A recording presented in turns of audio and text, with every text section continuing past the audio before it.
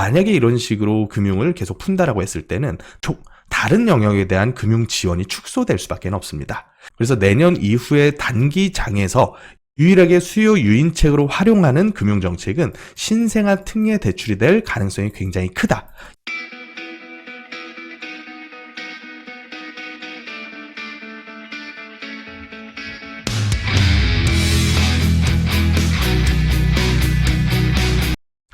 안녕하세요. 부동산 해결사 솔로몬입니다.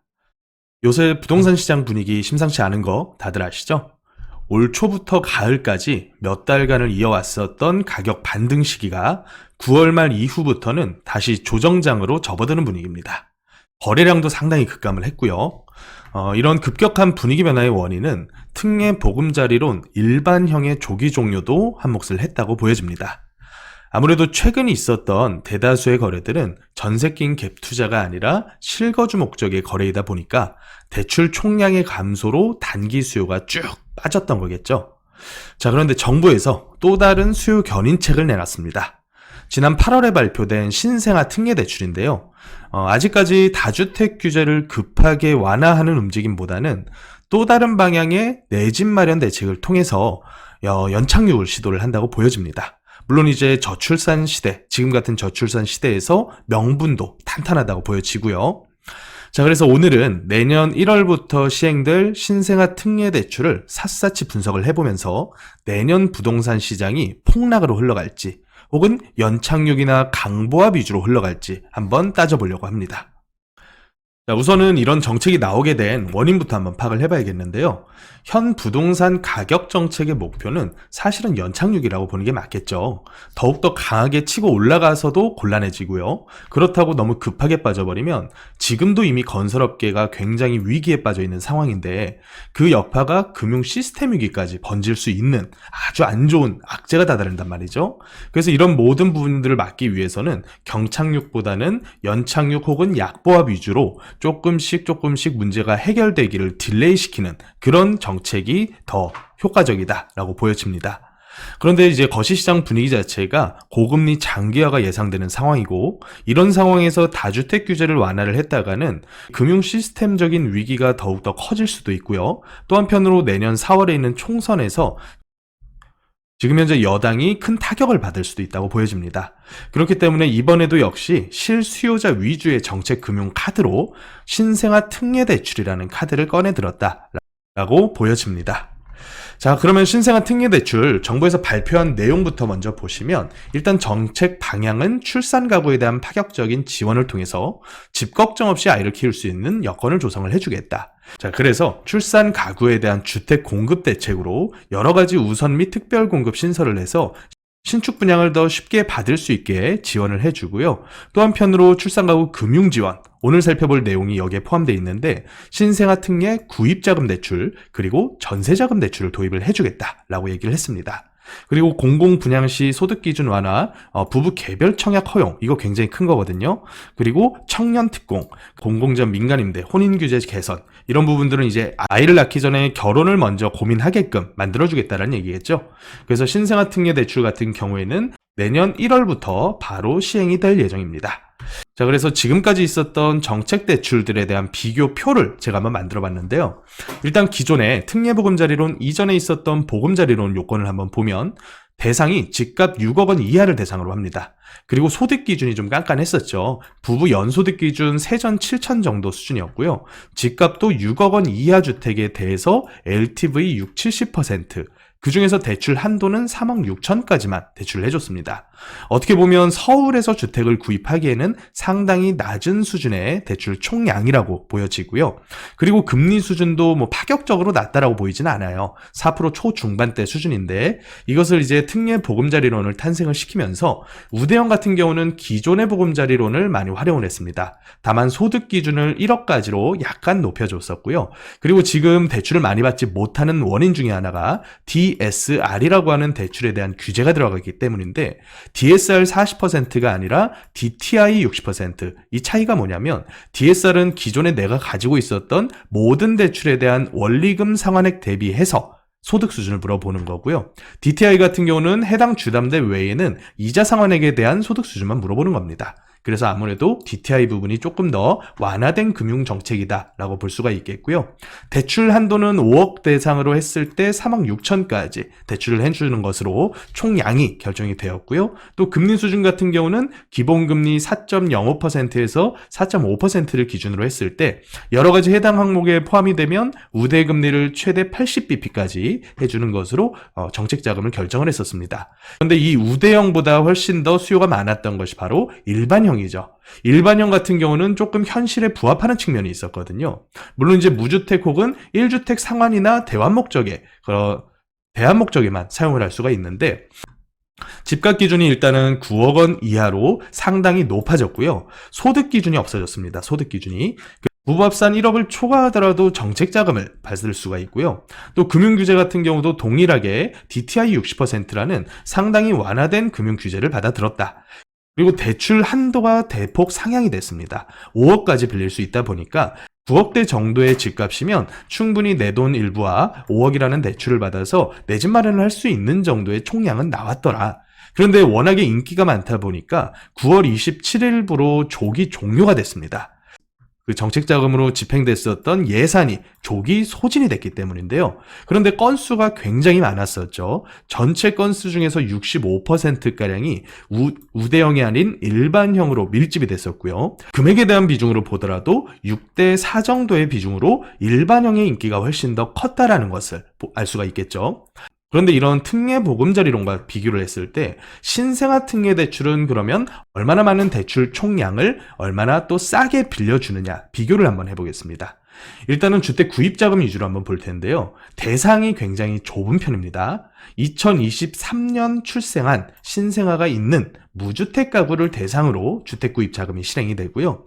집값 기준은 9억 원 이하입니다. 그렇다 보니까 서울 수도권에서도 내 집 마련하기에 어느 정도 요건이 부합한다라고 볼 수가 있고요. 또 대폭 완화된 것이 바로 소득 기준이죠. 자, 지금 남아있는 우대형 특례보금자리론을 받으려면 부부 합산 세전 1억 원 이하의 소득이 집계가 돼야 되는데 이번에 발표된 신생아 특례 대출은 여기서 30%가량을 더 늘려줬습니다. 그래서 현실적으로 양쪽 부부가 다 대기업 다니시는 분 입장에서도 어느 정도는 요건에 부합할 수도 있는 그런 정도의 소득 기준을 만들었다라고 보시면 되겠고요. 또 금융 규제가 굉장히 대폭 완화가 됐습니다. 맥시멈 80%까지 LTV를 내주겠다. 그리고 DSR로 봤을 때 60%까지 DSR을 완화를 시켜주겠다. 아직까지는 미정이어서 좀 더 지켜봐야겠지만 이게 이제 DSR이 아니라 DTI 기준으로 갈 거다라는 얘기도 좀 있어요. 어쨌든 지금 현행 70%에서 신생아 같은 경우는 80%까지 대출을 끌어다 주다 보면 거의 10년 전으로 회귀한 정도 수준의 LTV라고 볼 수가 있겠어요. 그리고 대출 한도도 5억까지니까 상당히 많은 금액이다라고 볼 수가 있고요. 가장 놀라운 것은 금리 수준입니다. 금리가요. 특례보금자리론 같은 경우는 생각보다는 싸지가 않았어요. 그래서 이따 보여드리겠지만 실제 시행된 평균 금리가 4% 중반대였거든요. 그런데 여기 있는 신생아 특례 대출은 5년 동안이긴 하지만요. 1.6에서 3.3%라는 거의 코로나 시국 정도 수준의 특례 금리를 적용을 받습니다. 거기다가요. 이 5년이라는 기간 내에 추가 출산하면 0.2%포인트 우대금리를 적용받으면서 특례금리를 5년 연장을 할 수가 있습니다. 최장 15년까지. 물론 이제 반감이 좀 생기죠. 사람을 아기 낳는 기계로 여기는 것도 아니고 이렇게 기한 딱딱 정해놓고서 혜택 주자니 약간은 반감이 생기긴 하지만 실제로 자녀 계획이 2명 이상 있으신 분 입장에서는 굉장히 긍정적으로 보일 수도 있겠죠. 자, 전세자금 대출을 한번 봤을 때 전세자금 대출 같은 경우에도 이자가 일단 굉장히 쌉니다. 1.6에서 3%면 굉장히 저렴한 거고요. 소득 기준도 1억 3천. 여기는 이제 소득 대신에 자산 기준이 조금 깐깐하게 들어가기는 하는데 그래도 이제 새롭게 신혼부부로 출발해서 아이 계획이 있으신 분들께는 상당히 긍정적으로 바라볼 수도 있는 대출이겠다라는 생각이 좀 듭니다. 5억 전세금 이하인 집에다가 3억까지 최대 빌릴 수가 있다. 라고 발표를 하고 있죠.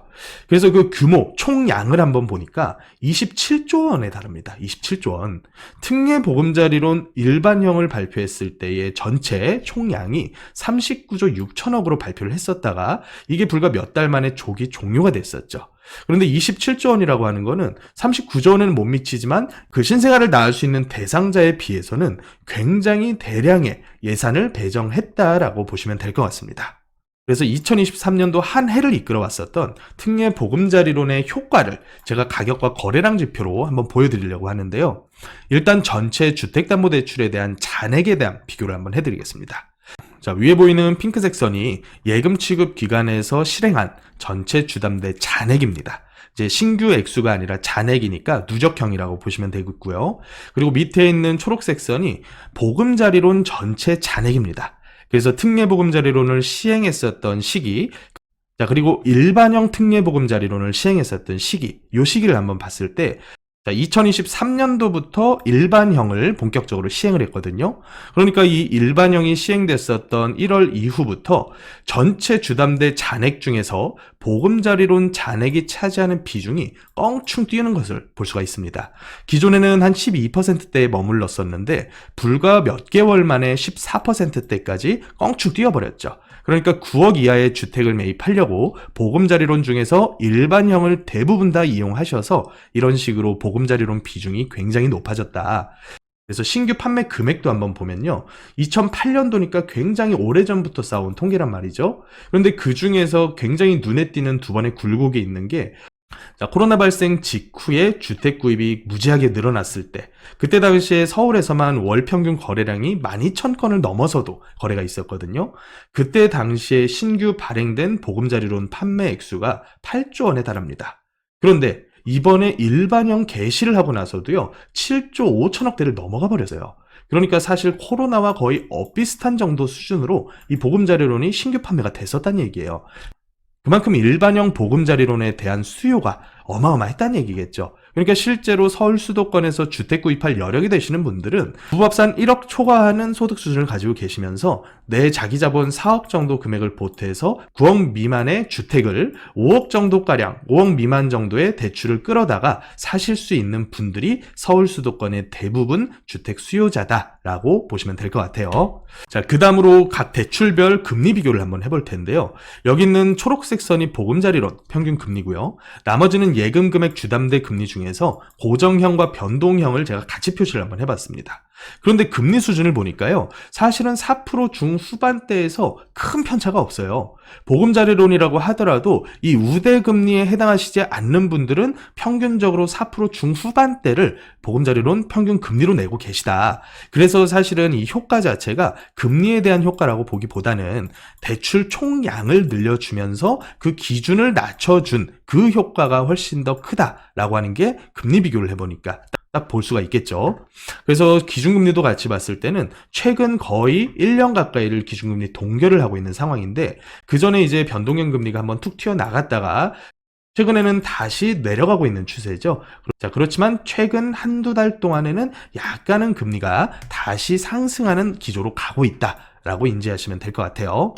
그래서 보금자리론에 대한 간단한 정리를 해보면, 특례보금자리론 시행 후에 이 보금자리론 잔액 비중이 큰 폭으로 증가를 했는데, 이 비중으로 봤을 때는 일반형의 비중이 거래 건수 대비해서는 거의 7대3, 그리고 신규 거래량 대비해서는 6대4 정도로 대부분의 수요는 일반형 특례 보금자리론에 몰렸다. 그리고 금리로 봤을 때는 시중은행에서 받는 대출 금리와 금리 편차는 그렇게 크지 않았다. 그래서 가액 기준에 대한 상향 부분, 그 부분이 이제 LTV를 높게 쳐준다라는 측면으로 볼 수가 있겠죠. 요새 이제 시중은행 갔을 때는 한 개 금융기관에서 맥시멈 LTV까지 대출을 받기는 쉽지가 않습니다. 금리 역시도 그만큼의 총량을 빌리게 됐을 때는 더 크게 뛸 수밖에 없는 상황이고요. 하지만 특례보금자리론은 LTV를 높게 쳐주면서도 안정적인 금리 수준으로 돈을 빌릴 수 있게끔 하다 보니까 수요가 굉장히 많았다. 그리고 또 한 가지는 DTI 효과라고 볼 수가 있겠죠. 자, 4%에서 5% 정도의 금리로 대출을 빌렸을 때 한 5억 정도 대출을 하면 연간 이자 상환액이 2,000에서 2,500 정도로 우리가 볼 수가 있겠죠.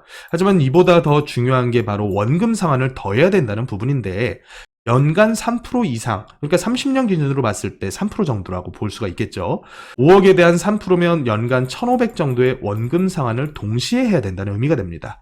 그래서 3,500에서 4,000만 원에 달하는 원리금 대비해서 소득 기준을 40% 밑으로 맞춰야 되는 DSR보다 특례보금자리론은 DTI로 60% 미만만 맞추면 되다 보니까 상당히 그 수요가 몰릴 수밖에 없어서 2023년도에 굉장히 거래량도 많이 늘고, 가격도 한번 점프를 하는 반등장이 도래를 했었다라고 볼 수가 있겠습니다. 자, 그래서 이 효과를 더 자세하게 한번 찾아보기 위해서 제가 서울에서 있었던 그리고 경기도에 있었던 아파트 거래 중에서 가액대별로 한번 정리를 해봤습니다. 특례보금자리론 일반형이 시행됐었던 23년도 그 이후부터 서울 아파트 같은 경우는 거래량이 늘어나는 비중이 6억 미만과 9억 미만 요 구간에서 가장 큰 폭으로 뛴 것을 볼 수가 있겠죠. 그래서 한 해 동안의 거래량만 제가 따로 뽑아봤는데 처음에 초창기에는 6억에서 9억 구간이 10% 이상으로 확 튀었습니다. 그렇지만 그 이후부터는 6억 이하 구간의 거래가 쭉 밀고 올라와 주면서 전체 거래 상승을 견인을 했다고 볼 수가 있겠고요. 또 그러다가 9월달 조기 종료된 이후부터는 거래량이 굉장히 큰 폭으로 뚝뚝 떨어지고 있죠. 이제 11월 중순이다 보니까 10월달 정도까지가 거래 신고가 완료됐다라고 보여지는데 11월 달 거래 신고 완료되어도 2,000건대 미만에서 맴돌 것으로 확연하게 보여집니다. 자, 그리고 경기도권도 한번 보시면요. 경기도에서도 6억, 그리고 6억에서 9억, 9억 초과로 세 구간으로 나눠서 한번 거래량을 분석을 해봤는데 경기도 같은 경우는 서울하고는 약간 편차가 있었어요. 물론 6억에서 9억 구간이 가장 큰 폭으로 늘었고요. 그렇지만 최근 들어서 이렇게 밀어 올리는 거래량은 6억 이하 구간에서 이루어지는 거래가 조금 더 많아지는 추세를 좀 보이고 있습니다. 물론 거래 총량이 너무 큰 폭으로 떨어지면서 시차적으로 수도권에서도 조금 더 상급지가 먼저 가고 그 다음에 6억 이하인 하급지가 따라간다라고 해석을 할 수도 있겠죠. 그래서 어쨌든 9억 초과 거래 금액들의 거래량보다는 특례보금자리론에 해당되는 9억 미만에서 거래량이 큰 폭으로 늘었던 것이 2023년 특례보금자리론 효과였다 라고 볼 수가 있겠죠. 그래서 서울, 경기 모두 특례보금자리론 실시 이후 9억 이하 거래 비중이 늘었는데 서울에서는 일반형의 대상이 되는 6억에서 9억이 그리고 경기도권에서는 우대형의 대상이 되는 6억 이하의 거래 비중이 조금 더 많았다라고 차이점을 정리해 볼 수가 있을 것 같아요. 자, 그러면 2024년 신생아 특례 대출이 부동산 시장에 어떤 영향을 미칠지 데이터로 한번 볼 텐데요. 2024년도 신규 주담대 필요 액수는 34조 9천억 원으로 정부에서 집계를 하고 있습니다. 그 중에서 무려 79%에 달하는 27조 6천억 원이 신생아 특례 대출에 배정이 됐고요. 전체 신생아 대출 중에서 정부에서 직접 해주는 융자 이 부분이 31.7% 그리고 정부 보증해주는 시중은행 융자가 68%로 약 3대 7 정도의 비율을 가지고 있다 보시면 될 것 같고요. 자, 그러면 이 신생아 특례 대출에 해당하는 가구 숫자가 어느 정도일지 한번 파악을 해보겠습니다. 2020년부터 22년까지 전국적으로는 25만에서 27만 명 정도의 신생아 탄생을 했고요. 서울에서는 약 4만 2천에서 4만 7천, 점점 줄어드는 추세입니다. 그리고 경기도에서는 7만 7천부터 출발해서 최근에는 7만 5천 명까지, 인천에서도 1만 6천부터 1만 4천까지 계속 줄어드는 추세로 움직이고 있고요. 자, 이 수치를 통해서 23년과 24년도 출생자 수를 예상을 한번 해보면 24만 3천 명 정도가 전국에서 태어날 것으로 예상이 되고 서울에서는 4만 2천, 경기도에서는 7만 5천, 그리고 인천에서는 약 14,000여 명 정도가 신규 출생자로 예상해 볼 수가 있을 것 같아요.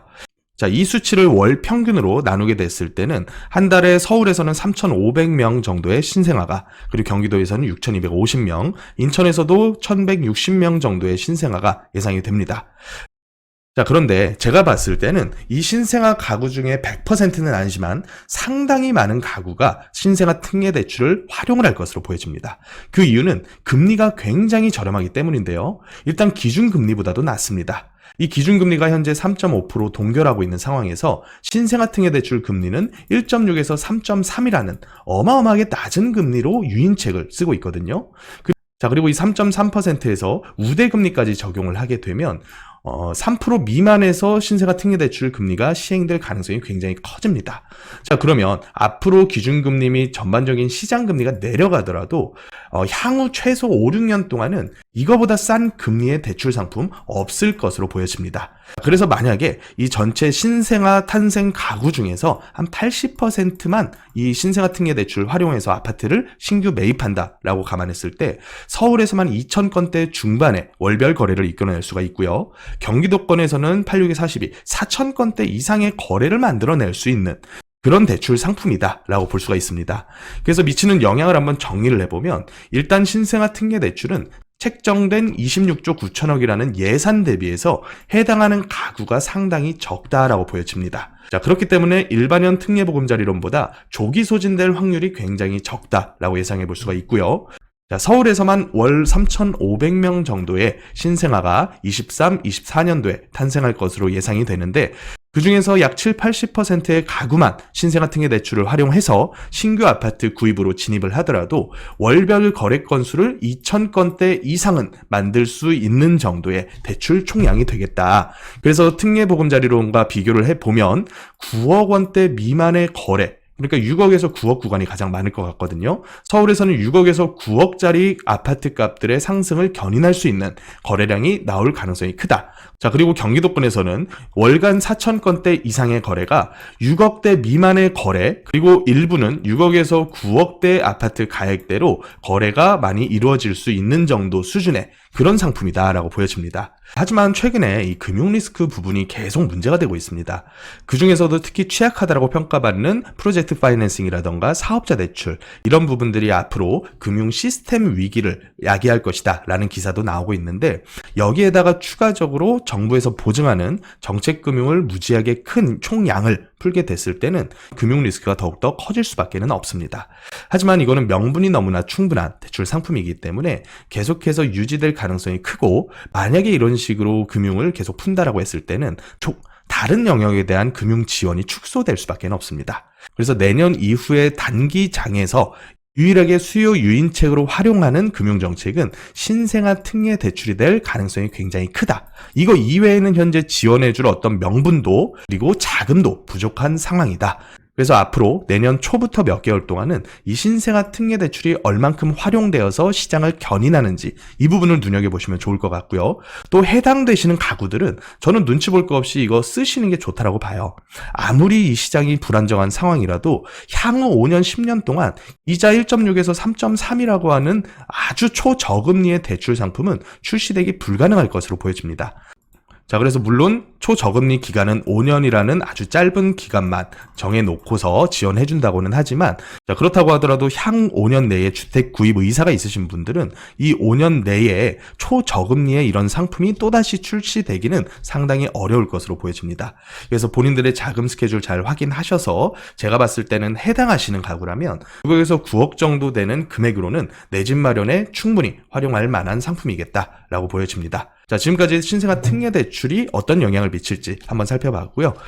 더 자세한 내년 전망에 대한 얘기는 제가 여러 꼭지들을 가지고 주말 세미나에서 충분히 설명을 드리고 있으니까 예약해 주시고 참석해 주시면 감사하겠습니다. 지금까지 부동산 해결사 솔로몬이었습니다.